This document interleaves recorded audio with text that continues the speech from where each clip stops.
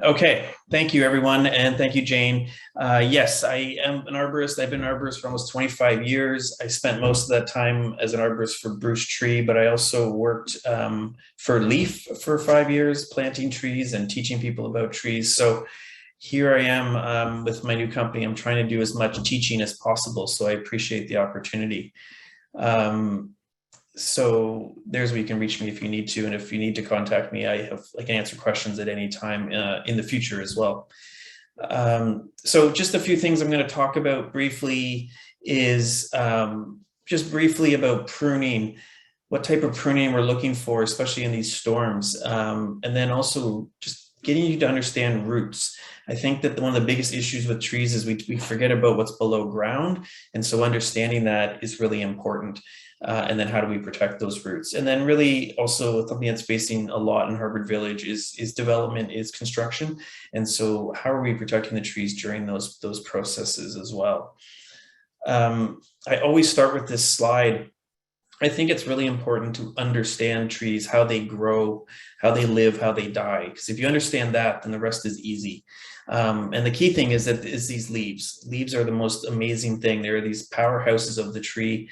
They convert the sunlight into energy, into sugar, and unlike anything else on Earth, that they can convert the sun's energy into sugar, and they use that energy and they store it, and they use that energy to build new leaves, to put on bark, to grow roots, to protect themselves when they've been damaged. So it's really important that the trees have that energy. And one of the key things to understand is that the more leaves you have on a tree, of course, the more energy it can produce, the more it can save, and the better that it can, live in the future. Another important thing to understand about leaves is that they're mostly water. Almost, over 90% of the leaf is water. And with that knowledge, then we now know that these are delicate leaves, and without water in the ground, without damage to the tree itself, those leaves won't get water. And very quickly, these little machines that make the power, that make the tree live and grow, can be compromised. So with that knowledge, this is a picture of the cross section of a leaf. So we're looking at the leaf through the cross section, and what you can see here very quickly is how much of this is just water. But the key thing is that these things called stomate, these little cells, these little pores, is where the water comes out of. And so this is how trees function. They have these tiny little circles, these little pores underneath their leaves, and the water goes out of them through evaporation and goes into the atmosphere as a water vapor, and that pulls water out of the ground. In the course of a single day, the tree is continuously pulling this water up and expelling it out of these little holes. And on a really hot day, the tree stops photosynthesizing and it stops expelling water. So the key thing with a tree is to keep the roots happy, to keep the trunk happy, and so that these leaves can constantly have water in them, and as a result, be able to photosynthesize and produce these sugars that make the tree so healthy and happy. And then, and what you get is this evapotranspiration, which is this pulling up of water up from the roots in the cool ground. Just imagine on a 35-degree day, the leaves are baking. And the only reason that they don't wilt and dry out very quickly is because they're pulling water from the ground, which is cool. And how much a day? Well, you can try to guess. I usually would ask a group to guess, but we're on Zoom. But a single tree, a large mature tree, can pull up as much as 550 liters of water in a single day. This is a tree of clients that we worked on for 15 years, a big white oak. So that is so important to understand. Not every tree is pulling up that much, of course, and that's under perfect circumstances. But the point is that there's this pump that's constantly pulling water up. And the more leaves, the more the tree can pull up, the healthier the tree is. And the reason how we start with these 3 or 4 slides is that if you understand that, then you really understand everything else we need to know about caring for trees. So with that in mind, let's talk a bit about pruning. Why trees should be pruned. We prune trees for many reasons. We prune to keep them small. We prune to get more light to our grass. We prune so we have views of lakes. But the reason we should be pruning trees, if say they were in an arboretum, is really only 3. We want to promote sound structure. We want them to be strong and to be long-lived. We want to encourage their natural form as much as possible, because if they're their natural form, they're going to be more inclined to grow and live well.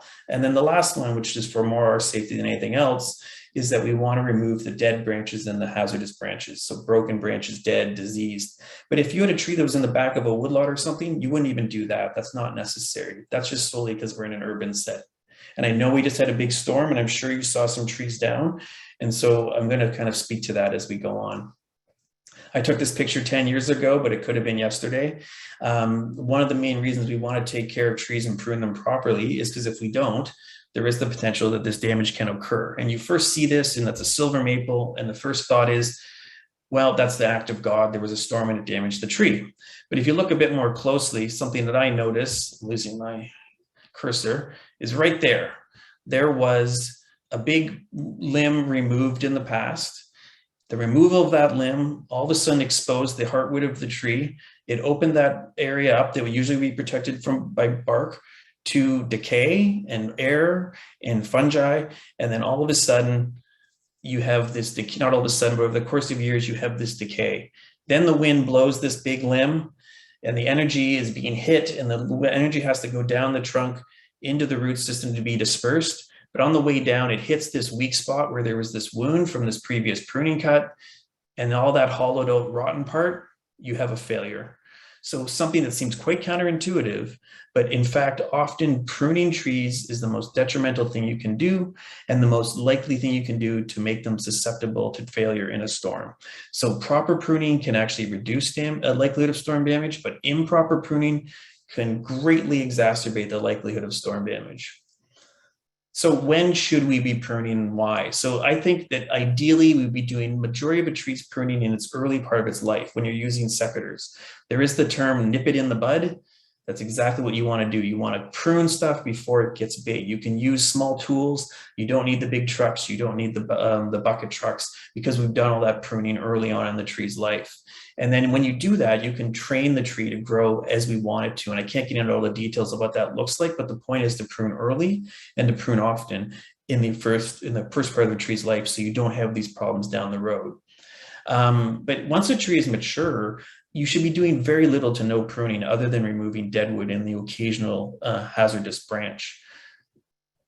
This is devastating. This is a tree. I took this picture 3 days ago or a week ago. This is on Harvard looking south. I don't know what street it is. Maybe one of you recognize it. This was tree pruned by the city, and it's a nightmare. I wouldn't be surprised if this tree failed in that storm. Here you have a tree that has been, this is a Norway maple, and you have to imagine its usual crown would look like this, and instead it's all been removed. And as a result, you have all kinds of pruning wounds along this trunk. All of those wounds are going to have decay. You now have created a sail, because you've created, like if you have a sailboat, you'd want the sail to come right to the ground. What we've done here is put this sail way up high on these long lever limbs with all these wounds and these weird bends. So when the wind hits this, of course, this tree is going to fail. It's absolutely a certainty that at some point this tree will fail in a windstorm. So we have to be avoiding this. And so the key here is that we don't want to remove more than 20% of the leaves or branches of a tree at any one time. And the less you can do, the better, unless the tree is very young, in which case you can prune more aggressively. When you get a mature tree, like just like an older person, my father-in-law just went in for surgery, in the last few weeks and had to go in again. And as for someone who's older, that's very demanding on a person. Same with a tree. When you have an old tree, they're on the edge of life as it is, like they're just holding on. And so when you go in and do this type of pruning, when you move big limbs, not only are you going to have that decay, but you're taking away all of that photosynthetic material. All of those leaves that are producing the energy the tree needs is all of a sudden been robbed away. And then you're also changing the structure, because the wind used to hit the tree in a very specific way. You've taken out these big limbs, and all of a sudden these interior limbs that never got wind before because they were protected by the outer crown are getting hit in ways they never have, and then you have failure. So we really need to be avoiding this type of pruning whenever possible. And I think this is kind of coming as a surprise to some people, because we have this notion that pruning is what helps trees, but the proper pruning can, but this type of pruning is very, very detrimental. This is a picture I took on Palmerston a week ago, south of Bloor. Here is a silver maple. A large limb was removed on this tree 10, 15 years ago. I'm not sure why. The consequence of that is there's now decay, and it's entered into the main trunk. So just like anything else, you have to try to protect the core. You want to, if you're going to do pruning, do it out in the outer crown, because if there's wounds out there, it's not going to go far in. But if you do it at the trunk, these big wounds, what happens is the trunk gets compromised, and the trunk is what's holding the tree up. So you then have this structural compromised trunk, and then you have this giant lever limb here that's supported by this rotting piece of trunk. So whenever possible, we have to be avoiding these big pruning cuts on the trunks of trees. And what that means is pruning younger, so that you're not putting these big pruning wounds on. But alternatively, with this tree, for instance, say this limb was a problem for some reason, then I would want to be doing pruning cuts way up in this part of the crown to reduce the lever. It's going to go like this in the wind. You're going to make the tree stouter and stronger, but then also by making much smaller pruning cuts in the outer canopy rather than putting these big wounds on the trunk. So as far as it goes, when you do need to do pruning, prune the outer part of the crown in as necessary to avoid damage to the trunk. And then I think another key thing is not to be removing interior branches. It's so important. We have this notion of thinning out trees and to let the wind blow through. But in fact, the outer part of a canopy is what's grabbing and slowing down the wind. And it has these branches that are absorbing, and the branches in the main crown are hitting each other like this. And so the crown works as a huge biomechanic unit responding to the wind. The second you hollow out the center and take out all those interior branches, all of a sudden those limbs are moving independently of each other and are more likely to rip off and be damaged. So we do not want to be thinning trees for the most part, unless you're doing it in the very outer crown and very, very judiciously. But this whole idea of going up and stripping out the center of a tree, we should not be doing it, and many, many arborists do. So what I'm trying to entertain here is that, it's not that you're going to be doing this pruning, but the people you're hiring, you really want to ensure that they're not doing this type of pruning, because it's prevalent, it's all over the place. The city does it, and I can walk around with you, and I'd be happy to lead a walk sometime. The trees that are failing in these storms are the ones that have been pruned very aggressively like this. Go in the middle of a forest, like trees are not failing the same way they are along a city street, because they're not having all these wounds on them. Okay. That's my little spiel about pruning. So in my mind, this is a perfect tree. It's not been hollowed out. It's not been overextended. It's not been elevated. You have this beautiful full canopy. And then here's a little prize from your own neighborhood. I came upon this tree years ago, a bur oak. I can't remember what street it's on. I think Tim Grant and Sue know about this tree. But this tree's never been pruned, and I don't know what's happened to it since I took this picture 15 years ago, but it's an absolute prize. It's probably been there for 150 years and no arborist has ever touched it. So yes, we should be pruning trees to encourage good form. We should be pruning them, remove dead branches, but this tree is as happy and healthy as it is because we've not over pruned it. And this is my dream tree. And that is somewhere in Harvard Village, but I forget where. Okay, that's my little spiel about pruning. Now get down to roots. This slide, if there's one thing you take from tonight, one thing, don't make big wounds on the trunk. Second thing, this is what a root system looks like. I love this slide more than anything because it just changes our perception of trees. More than 40% of a tree's entire biomass is below ground. And what's really compelling is you look at these numbers here, majority of a tree's root system is in the top 3 feet, the top meter. And that makes all the sense in the world, because on a hot summer's day in August, when you have a 20-minute rainstorm, the water's up at the surface and it wants to grab that, the roots are up at the surface and they want to grab that water before it either burns off because of the sun or absorbs back into the ground. So all the roots are right up at the surface and they're right there willing to grab water. And they often go way up beyond the crown, because on a hot summer's day, the water is not going to land here because there's too much canopy. It lands out here. So if you keep this in mind, every time you see construction now in the city, you're gonna be like, oh my goodness, what about the roots? And then the other thing to remember is that the roots, when they're young, are just these tiny little hairs. They're like the hairs on our arm. They're just pushing through the soil. So the fluffier the soil is, the more organic matter, the more water, the more pore space, the better these young roots can go and find their way. Here's just some examples. This was a hydrovac that we did when I worked in the town of Mississauga years ago.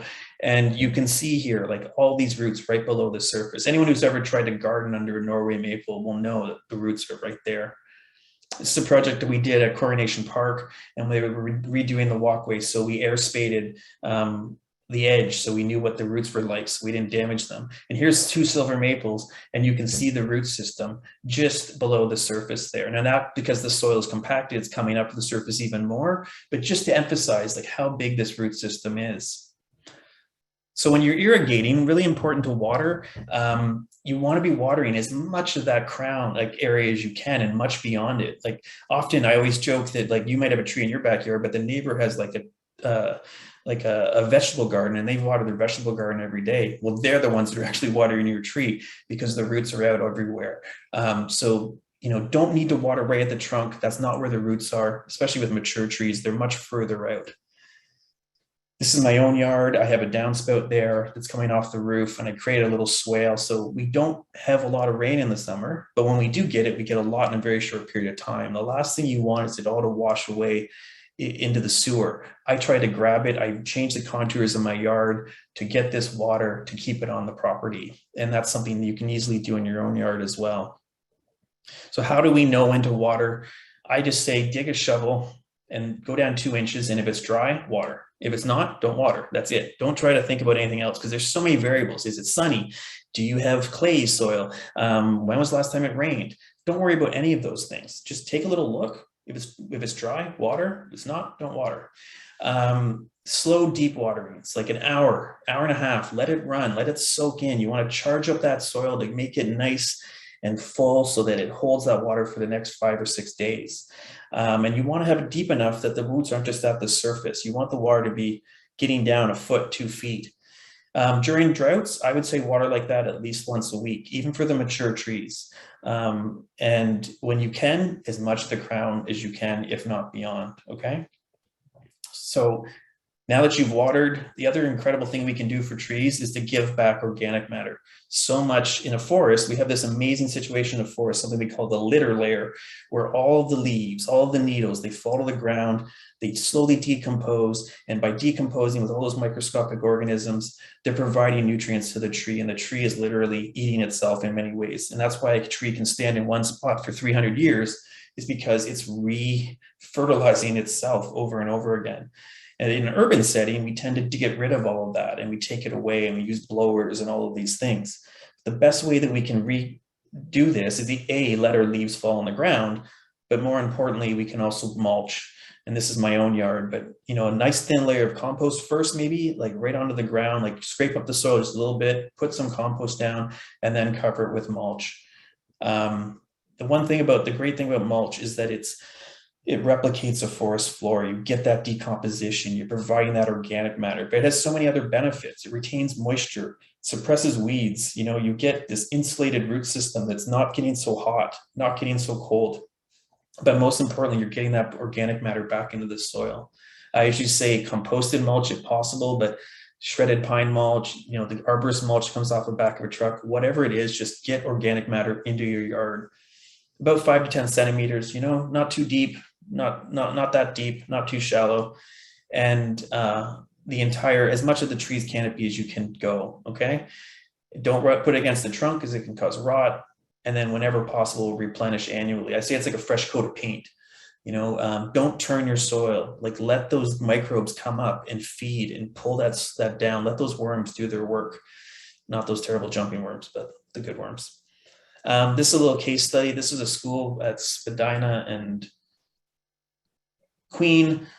I can't remember the name of the school, but that's Spadina and Queen. I took this picture years ago, but this is the grass that was not mulched. This is the students that are, walking on this every day. It's heavily compacted, very dried out. Can't imagine to be a single living thing in that soil. Same schoolyard on the other corner with these nice hornbeams, Swedish hornbeams, they have mulch here, and the same amount of students, same amount of compaction, but my neighbor has a terrible, terrible car. Because of this mulch, this is 3 days after a rainstorm, over the first one, I couldn't even get the stick into the ground. Here, you have this beautiful soil, nice little clods of soil, nice soil structure, and still moist. Just because there was 2 inches of mulch, just amazing. So water, mulch, protect the roots, don't over prune, okay? Lastly, I get the same question all the time about fertilizing. nowhere in the forest are there little gnomes going and fertilizing. Like the reason the trees do so well in the forest is because we don't disturb the soil, because there's decomposition, and because they have relationships with the beneficial fungi in the ground and the other trees. We do not need to fertilize if we're making our trees happy and healthy, okay? So whenever possible, improve the growing environment of your trees. Don't compact the soil, provide organic matter, all of those things, and you won't need fertilizers for the most part. And then the other key thing is that when you're planting, plant trees that are appropriate for the landscape. That makes it so much easier. Then you don't need to constantly be giving them fertilizer. But the key thing is if you are going to fertilize, and I'm talking about synthetic fertilizers like nitrogen, potassium, phosphorus, don't fertilize without a soil test. Every arborist will try to sell you fertilizer because it's the cheapest. They can make so much money on it. I did it. You don't need fertilizer for the most part. In fact, fertilizer is high in salts because it needs the salts for the osmosis to pull it into the tree. And as a result, it kills off all those beneficial microbes because you're just scorching them with salt. So for healthy soil, keep those high nitrogen fertilizers away. The best thing you can do if you want to fertilize is to use a product like this. It's called Root Rescue. It's by a man named Bob Reeves, a great guy from, I think, St. Catharines, and has 10 or 16 different types of beneficial fungi in there. They're dried, you mix them with water, you pour it on your yard, and you're all of a sudden creating that decomposition, those beneficial fungi in the ground, those relationships that we read about in those books, The Secret Life of Trees, etc. Another great product is this one. It's also a Canadian product, and it has beneficial fungi, beneficial microbes, beneficial humates. So again, this is not fertilizer per se, it's just living organisms that you're putting into the soil so it can fix its own nitrogen, so the trees can take up their own nutrients. So there we go. Don't over prune, lots of water, mulch, give them some beneficial fungi. The last part, don't destroy the roots in construction. We are starting to understand this now, but when you do this to a root of a tree, all this damage takes so much work for that tree to try to repair this. You've lost all those beneficial absorbing roots. Here's a project I saw years ago in Forest Hill, or maybe it was Rosedale, it doesn't matter. This oak, the whole backyard should be protected. Instead, they have this little fence. This is the Leslie Dan pharmacy building. This is the one with the big orbs in it. There was a big silver maple, and the landscape designers designed this sidewalk. That tree died 6 months later because they cut every root. Okay, because you've seen those slides now, how big the root system is. This is the consequence if you don't protect them. We all know about the private tree bylaw. If you have a tree that's 54 centimeters in this row here, 3.6 meter protection zone. That's a minimum. Like if you actually did that on all four sides, that tree would likely die. If you're only doing it on one side, that's fine, but these are minimums. A big old oak tree does not want its roots damaged all the way around. So keep in mind, these are minimums. If you see people doing construction inside these protection zones, call the city because they're probably in contravention of the bylaw. Okay, I'm almost done. This is an amazing slide. There was professors from Austria from back in the 70s that did all this research where they actually had teams of students. They took pictures of trees, they dug them out painstakingly like archaeologists and took photos and illustrations of the root systems. And they've now uploaded them onto this website. I mean, those professors have since passed away, but someone recently uploaded them onto a website and they're just amazing. So here's a little leaf linden, a really common tree in our landscape. And you can see this is exactly how it looks. They painstakingly drew this, 100 centimeters. So that's 1 meter, and all the roots almost are up in that top meter of soil. This tree's only about 6 meters tall, give or take, and the root system's about 5 meters wide. So let's just pretend this is in your backyard, okay, for a little case study. And then you've decided to put a small little walkway. It's only 60 centimeters wide, 2 feet. And it's only 40 centimeters deep. How much damage could that be? Well, look at how much of the roots it's damaging, okay? And now imagine this is the same tree from the top. Now you're putting a sidewalk from the front of your house to the back, and you've only gone down 40 centimeters, but you've cut almost every root.